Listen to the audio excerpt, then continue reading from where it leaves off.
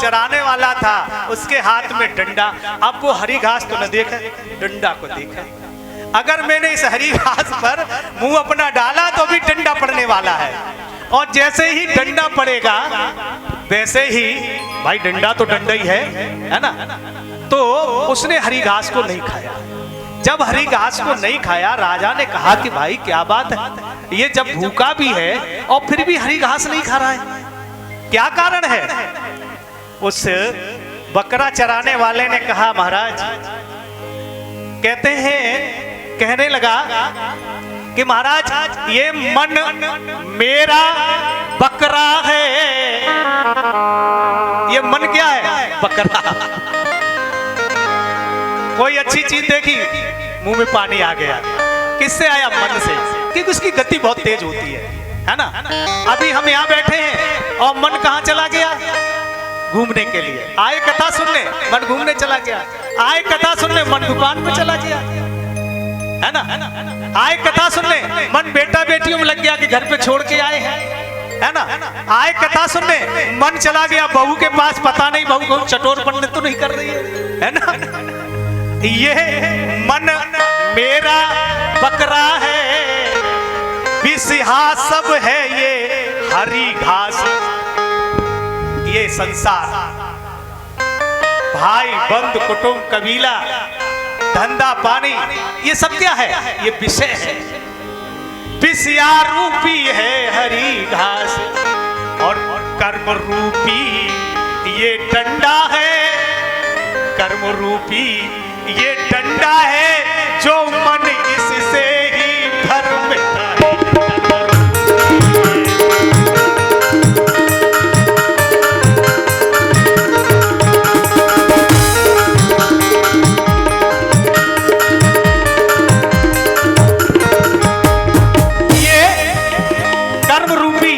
ये डंडा है।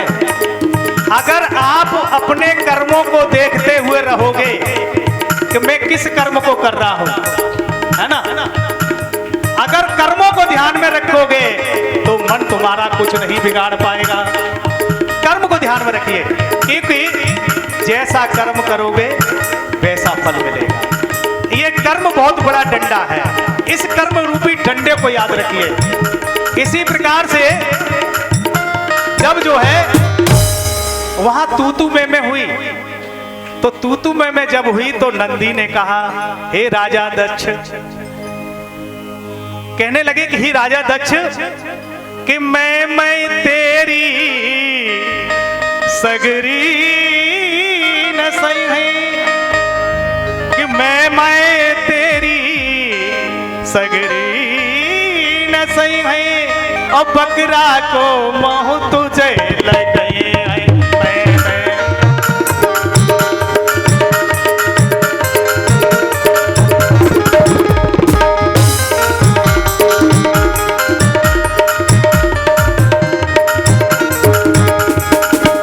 उन्होंने कहा कि हे राजा दक्ष, जो तू आज मैमे कर रहा है ना, ये इसीलिए इस मैमे की जगह पर एक समय ऐसा आएगा कि तेरा ये सर ही नहीं होगा, और इस सर पर जो है, तेरे सर पर बकरे का सर होगा। ऐसा कह करके और सभी वहां से चल दिए। और जब वहां से चल दिए, सभी देवता गण सभी अपने अपने स्व स्थान को गमन कर गए। और जब गमन कर जाते हैं, सभी अपने अपने स्थान चले गए। कहने लगे कि हे नारद जी, जब सभी चले गए तो दक्ष जो है भोले बाबा से बैर करने लगा। उसी दिन से वो उनसे बैर मांगने लगा। और जब बैर मांगने लगा तो एक दिन उसने क्या किया, एक दिन उसने यज्ञ रखा, और उस यज्ञ में सभी को बुलाया। सभी देवताओं के लिए स्थान, सबके लिए कुर्सियां अलग अलग। जैसे जब कोई बड़ा कार्यक्रम होता है और जब बड़े लोग आते हैं ना, प्रधानमंत्री, मुख्यमंत्री, है ना, तो सबकी कुर्सियां अलग अलग होती हैं, है ना। वीआईपी, वीवीआईपी, फिर उसके बाद थर्ड वाले, फिर उसके बाद बिल्कुल थर्ड वाले, है ना। ऐसा है। ऐसे ही जब वहां पर सभी आए और जब सबके लिए भोले बाबा के लिए कोई स्थान नहीं, सबके लिए स्थान, ब्रह्मा के लिए, विष्णु के लिए, सबके लिए, सभी देवताओं के लिए, सबके लिए स्थान। और जब सबके लिए स्थान था तो उसने सभी जितने भी उनके रिश्तेदार थे, कहने का तात्पर्य है 60 कन्याएं थी, 60 कन्याओं में सभी कन्याओं को बुलाया, केवल सती के लिए कोई निमंत्रण पत्र नहीं भेजा। हे नारद जी, जब सती के लिए निमंत्रण पत्र नहीं भेजा तो सभी देवतागण उस कैलाश पर्वत से होकर ही निकल रहे थे, और जब होकर के निकले तो वहां से चंद्रमा भी निकल रहे थे। देखो, ये बड़ी अजीब बात है, अगर एक रिश्तेदार दूसरे रिश्तेदार को नहीं बुलाता है और उसके सगे संबंधी कोई ज्यादा होते हैं तो वो पूछते हुए जरूर जाते, काय हमारा वहां निमंत्रण तुम्हारा है कि नहीं। उन्हें मालूम है नहीं बुलाया, लेकिन फिर भी एक बार पूछेंगे जरूर, काय हमारा निमंत्रण आया है, पंडित जी आपको बुलाया कि नहीं बुलाया, है ना। ऐसे ही जब वो चंद्रमा निकले तो चंद्रमा की पत्नी ने सती जी से पूछा, बहन पिताजी के यहाँ उत्सव है, क्या आपको बुलाया कि नहीं बुलाया, हम तो जा रहे हैं। उन्होंने कहा ठीक है आप जाइए, आप जाइए, कोई बात नहीं। वो चले गए। सती जी ने भोले बाबा से कहा कि देखो प्राणेश्वर भोले बाबा, शंकर जी, हमारे पिताजी ने बहुत बड़ा उत्सव किया है, और उन्होंने जब वो उत्सव किया है, उस उत्सव में यज्ञ में सभी देवतागण जा रहे हैं, सभी जा रहे हैं, हमारी बहनें भी जा रही हैं, प्रभु हम भी जाना चाहते हैं। तो भोले बाबा ने कहा कि देखो सती, तुम्हारे पिताजी ने हमें तो निमंत्रण दिया नहीं, और जब हमें नहीं दिया तुम्हें भी नहीं दिया, लेकिन उनका कायदा कहता है चलो कोई बात नहीं, दुश्मनी हमसे है, बैर हमसे है, लेकिन तुम तो उनकी पुत्री हो ना, तुम उनकी पुत्री हो, तुम्हें तो निमंत्रण देना चाहिए। भोले बाबा कहने लगे कि दक्ष सकल निज सुता बुलाए, हमरे बैर तुम्हें बिसराए।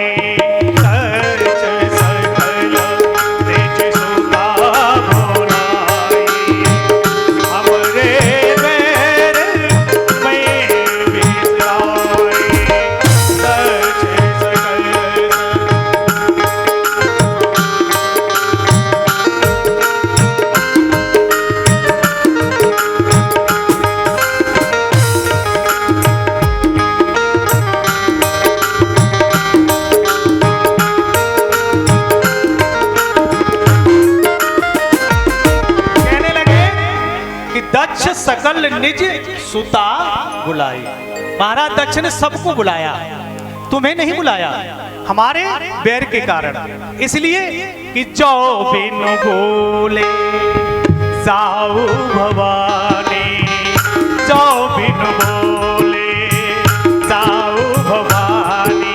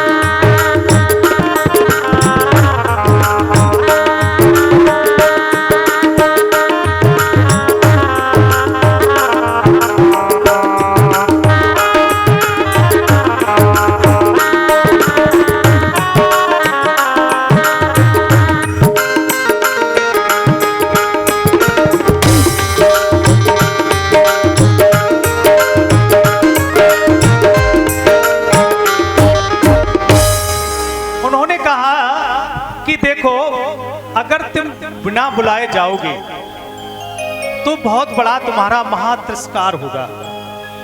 हे भवानी, हे सती, कहीं कहीं पर तो ऐसा भी हो जाता है कि जो व्यक्ति बिना बुलाए अगर पहुंच जाता है उस जगह पर तो मृत्यु भी हो जाती है।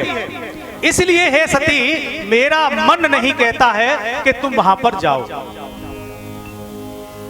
मेरा मन नहीं कहता।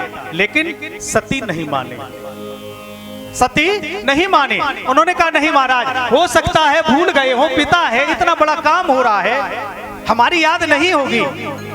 लेकिन कहा कोई अपने को भूल सकता है? नहीं भूल सकता। पिता कभी अपनी संतान को नहीं भूलता, माँ कभी अपनी संतान को कभी नहीं भूलती, चाहे कितनी भी क्रोध हो, गुस्सा हो, कुछ भी हो।